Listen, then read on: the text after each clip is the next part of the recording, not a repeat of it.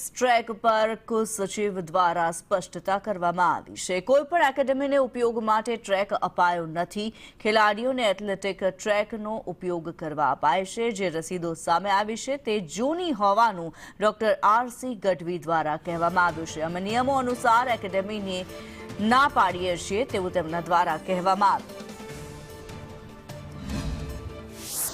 યુનિવર્સિટીના કુલ જે register in charge છે આર.સી. ગઢવી સાહેબ આપણી સાથે ઉપસ્થિત છે। સમગ્ર મામલો શું છે અને શું ખરેખર હકીકત શું છે? સાહેબ, શું છે આમાં હકીકત અને શું ખરેખર આમાં કોઈ પ્રકારે કઈ ઠેસ પહોંચે તે પ્રકારની વાત છે કે નહીં? વીર નર્મદ દક્ષિણ ગુજરાત વિશ્વવિદ્યાલય ખાતે આપણી પાસે સ્પોર્ટ્સનું માળખાગત સુવિધાઓ ખૂબ છે।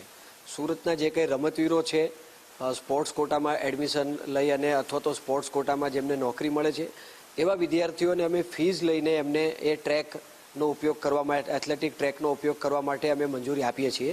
પરંતુ કોઈ એકેડેમીને આપ્યું છે એવું રેકર્ડ પર કોઈ નથી અને એક પણ એકેડેમીને અમે આપ્યું નથી। એટલે 6 મહિના પહેલા પેલો જે બહાર આવ્યું છે તે 6 મહિના પહેલાનું છે કે જૂનું છે? સાહેબ, જૂની ઘટના છે। એ ખૂબ જૂની ઘટના છે।